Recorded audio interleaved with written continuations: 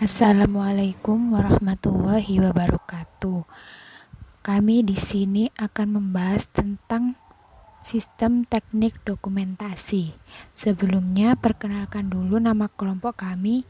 Yang pertama, Evi Ratna Duyanti. Yang kedua, Nur Lailatul Hidayah. Dan yang terakhir, Siti Fauzia. Pada bab sistem teknik dokumentasi, kelompok kami akan membahas 3 materi. Yang pertama, diagram arus data, yang kedua, bagan alir, dan yang terakhir, diagram proses bisnis. 1. Diagram arus data.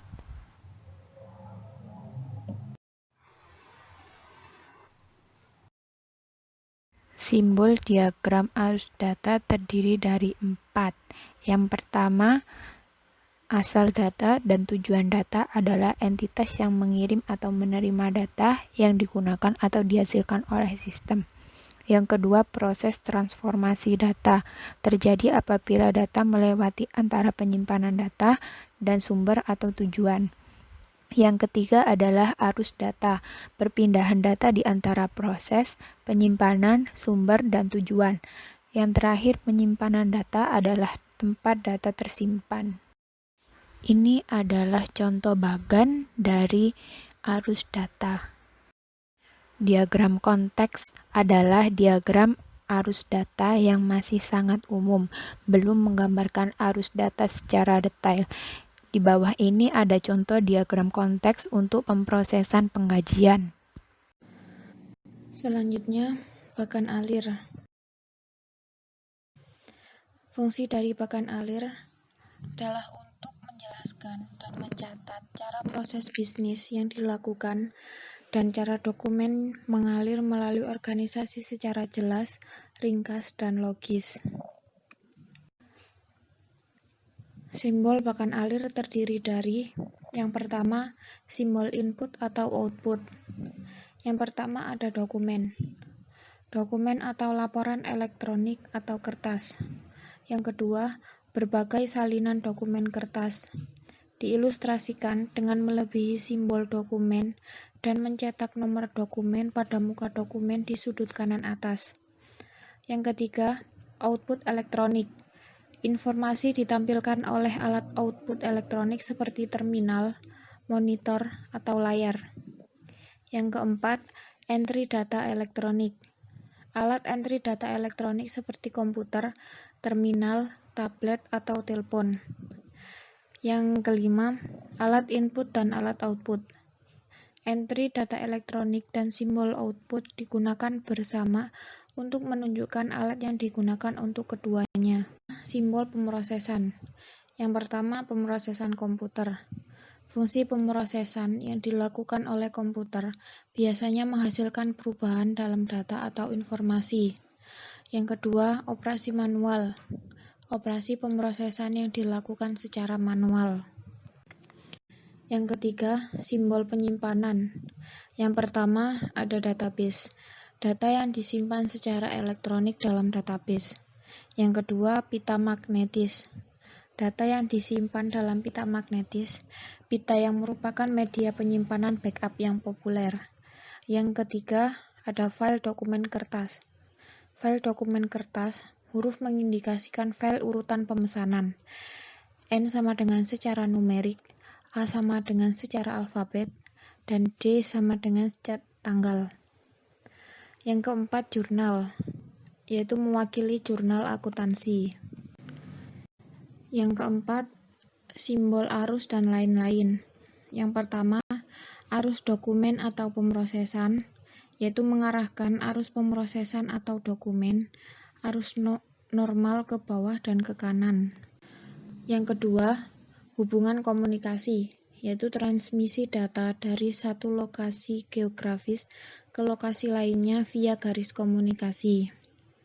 Yang ketiga, konektor dalam halaman, yaitu menghubungkan arus pemrosesan pada halaman yang sama, penggunaannya menghindari garis yang melintasi halaman.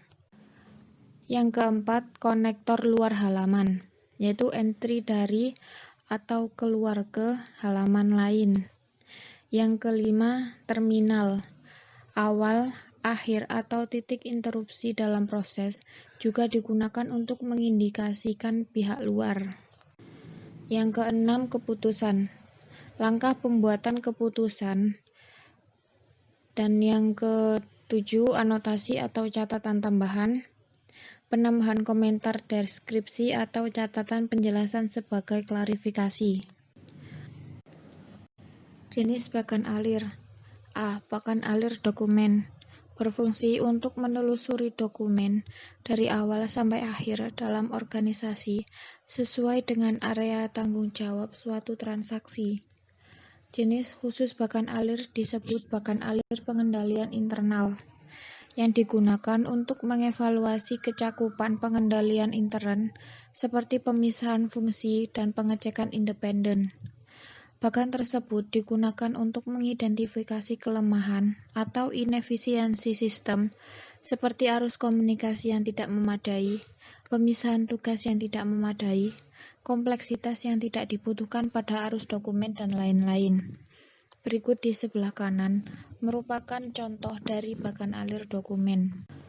Lalu yang B, bagan alir sistem, menggambarkan hubungan antara input, proses, dan output dari sistem informasi akuntansi.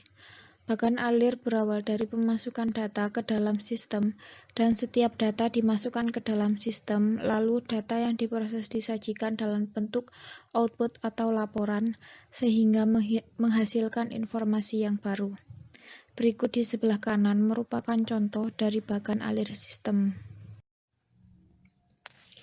C. Bagan alir program, menggambarkan urutan proses pengolahan data dalam suatu program komputer. Selain itu, bagan ini menggambarkan hubungan antara input, proses, output. Di sebelah kanan itu merupakan contoh dari bagan alir program. Materi ketiga yaitu diagram proses bisnis atau DPB. Diagram proses bisnis atau DPB merupakan cara visual untuk menjelaskan langkah-langkah atau aktivitas yang berbeda dalam proses bisnis. Beberapa pedoman untuk mempersiapkan diagram proses bisnis. Yang pertama, mengidentifikasi dan memahami proses bisnis. Yang kedua, mengabaikan komponen-komponen tertentu. Yang ketiga, memutuskan seberapa mendetail yang dimasukkan. Yang keempat, mengelola bagan alir. Yang kelima, memasukkan setiap proses bisnis dalam diagram. Yang keenam, menggambar sketsa kasar DPB. Yang ketujuh, menggambar salinan finan DPB. Simbol diagram proses bisnis. Yang pertama, mulai. Mulai atau permulaan proses diwakili oleh lingkaran kecil. Yang kedua, akhir. Akhir proses direpresentasikan oleh lingkaran kecil bergaris tebal. Yang ketiga, aktivitas dalam proses. Aktivitas dalam proses diwakili oleh persegi yang sisinya tumpul. Penjelasan aktivitas ditempatkan dalam persegi. Yang keempat, keputusan. Keputusan yang dibuat selama proses diwakili oleh sebuah wajib. Penjelasan keputusan ditempatkan di dalam simbol. Yang kelima, arus. Arus data atau informasi yang ditunjukkan oleh panah. Yang keenam, informasi anotasi. Informasi yang membantu menjelaskan proses bisnis yang dimasukkan ke dalam DPB, dan jika dibutuhkan, panah yang tebal digambar dari penjelasan simbol. Berikut merupakan diagram proses bisnis pemrosesan penggajian S dan S.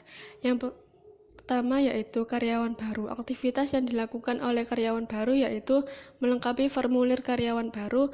Yang kedua, sumber daya manusia. Aktivitas yang dilakukan oleh sumber daya manusia yaitu melengkapi formulir perubahan karyawan. Yang ketiga yaitu penggajian. Aktivitas yang dilakukan oleh penggajian yaitu dari departemen menerima kartu absen karyawan, mempersiapkan rekening gaji karyawan, ringkasan penggajian, mempersiapkan register penggajian, laporan pajak, memperbarui file karyawan atau penggajian. Yang keempat yaitu utang. Aktivitas yang dilakukan oleh utang yaitu mempersiapkan cek pajak, total cek penggajian, dan voucher pengeluaran. Yang kelima yaitu Susan.